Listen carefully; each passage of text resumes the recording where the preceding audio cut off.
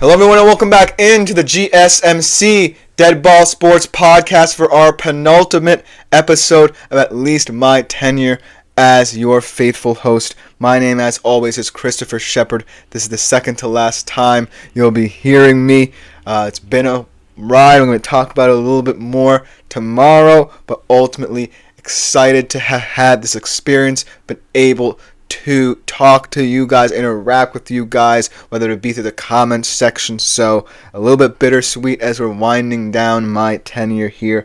But we still have two more great shows ahead, and happy Thursday to you all for those who have come to watch me for my last couple of episodes. We're concluding our MLB top fives with our outfielders, then our pitchers, and last but not least, our relievers.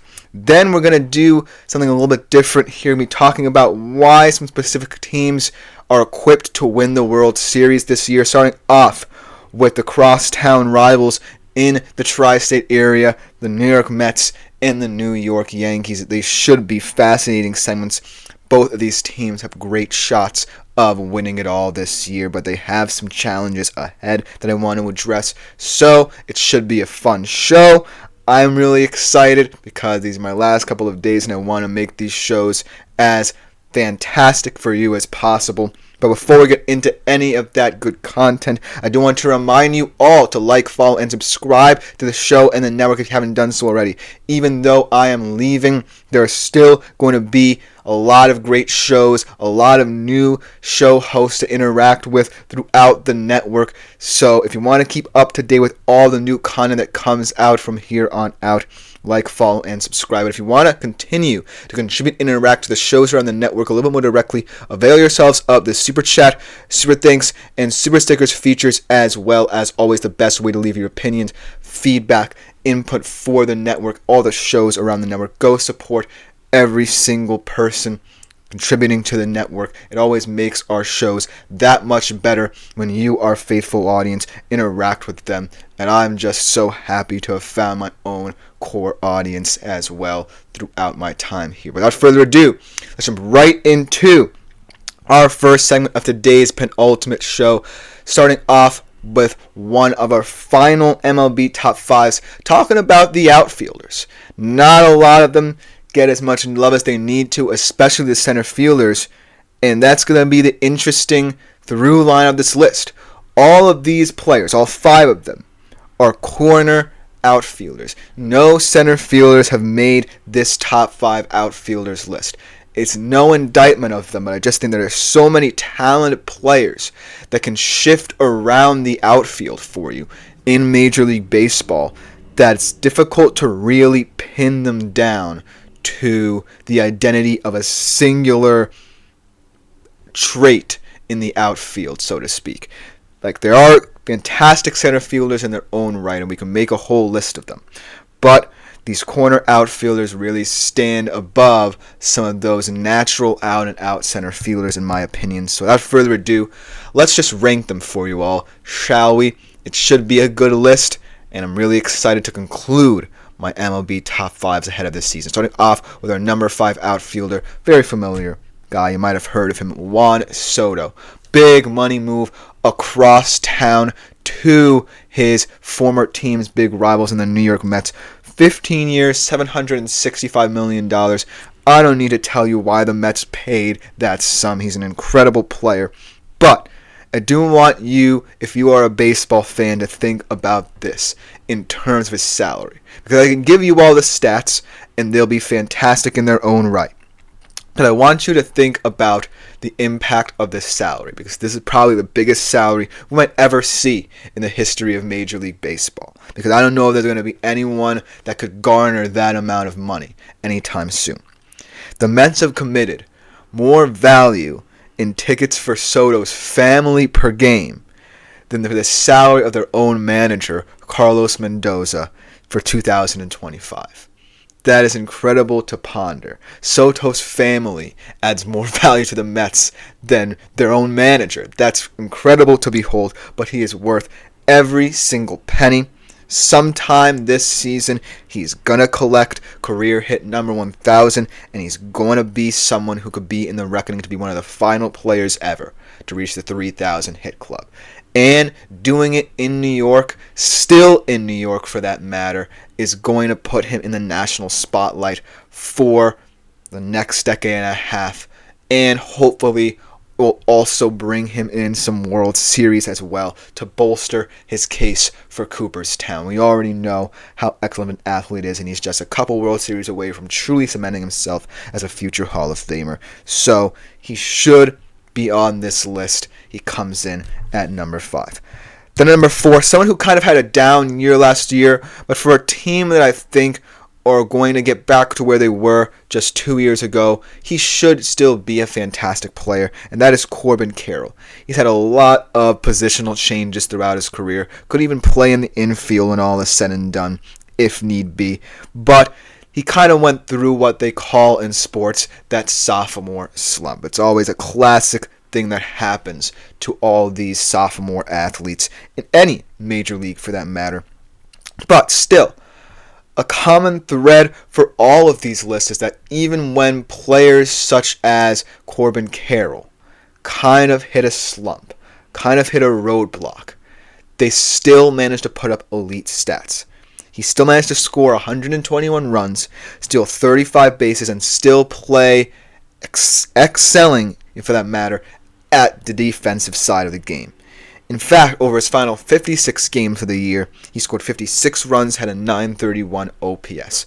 So consider that, and this is still a player with a lot of upside for a team that's expected to compete in the NL for years to come. Still a very young team, and I think that even though they're going to be competing with the Dodgers in the NL West for many years, and perhaps the Padres as well, Corbin Carroll just gives them a little bit of upside, so that even if they continuously get into the wild card because of the Dodgers' greatness, they'll still have a chance to compete for the World Series because of the great players they already have in their lineup. So Corbin Carroll comes in at the number 4 position, in my humble opinion. Then, no, actually, oh my god, I skipped someone on this list. I do believe that the person I skipped was Ronald Acuna Jr. I accidentally put 4 players on this list, but I completely forgot to write down who that 4th player was. But Ronald Acuna Jr., in fact, should ultimately come in at number 3, in my opinion, over a guy like Corbin Carroll. Just because even though you can say that injuries have set him back and he shouldn't potentially even be in the top 3 outfielders in the major leagues, he still is someone who, once he is cemented in that Braves lineup, is going to give you everything he has. He's the heartbeat, the vocal leader of this Braves team, and I think that he's still on track to have a Hall of Fame career. No setback is going to put a player like Ronald Acuna Jr. in danger unless it continues to happen. And I don't necessarily think that the Braves are going to be a team that are going to be set back by injuries because of their depth, but Ronald Acuna Jr. is such a pivotal player when he's in the lineup, when he's out of the lineup, and it translates to what I think their long-term success will be in the league. So as long as Ronald Acuna Jr. remains healthy, by all means he should be a top 3 outfielder in the major leagues. But if not, then it could be to his detriment and potentially to the team's detriment in the long run. So he remains on this list, in my humble opinion, just based off of his pure, raw talent, despite considering injuries. So make of that what you will, but I still think he's more than the sum of his parts, even when injured, because then you see how important he is to this Braves team. Then, at number 2, a very, very, very interesting guy, kind of leapfrogging everyone, Kyle Tucker, making the big money move from Houston to Chicago, and I think it's the smart choice, because Houston's not profiling to look all that good in the AOS. They can still contend because the Rangers and the Mariners are hinging on a lot of things going right for them. But Kyle Tucker made a smart move because the Chicago Cubs could be a sneaky contender, in my opinion, to make the postseason and go on a deep run. And he is someone who does deserve the amount of money he got in terms of that salary he just signed with the Cubs.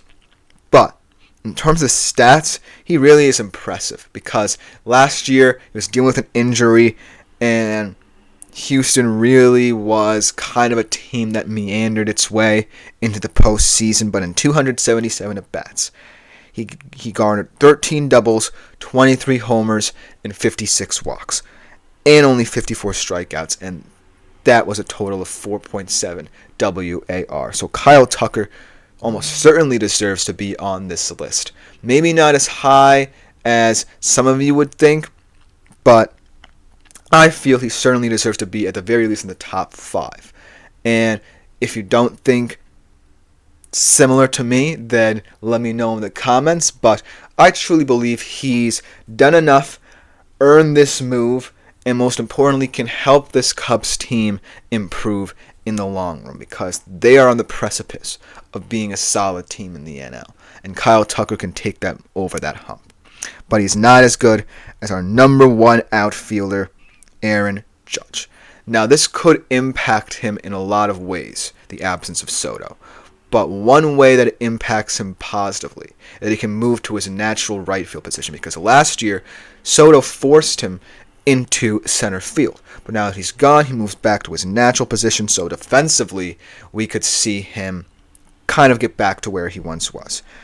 But I still think he's an outstanding athlete either way, irregardless of how he performs in the outfield. His hitting more than makes up for whatever foibles he encounters in the outfield. 322 batting average last year, 58 home runs, 144 RBIs. And here's an interesting stat. In extra innings, he had a 900 OBP and had 4 intentional walks and 10 plate appearances and batted .800. That's incredible to behold. Clutch hitter, clutch player, most importantly, someone who's not going to be a liability for the Yankees and they know is going to be a steady presence for years to come. He is getting older, but I just think that over the next 5 to 10 years, he's still going to be someone who has that power in his offensive side of the game, and someone who, most importantly, is still going to remain one of the league's best players. So there you have it, my top 10 outfielders. Some might say I could have included a center fielder amongst their ranks, but it's up to me, and this list is very personal to me, and I think that all 5 of these guys are, at the end of the day, the top quote-unquote overall outfielders in the MLB. But coming next, we transition over to the pitching side of things, finally getting to dissect that side of the game right after this short break. I feel like I'm losing my mind. 'Cause everybody in the world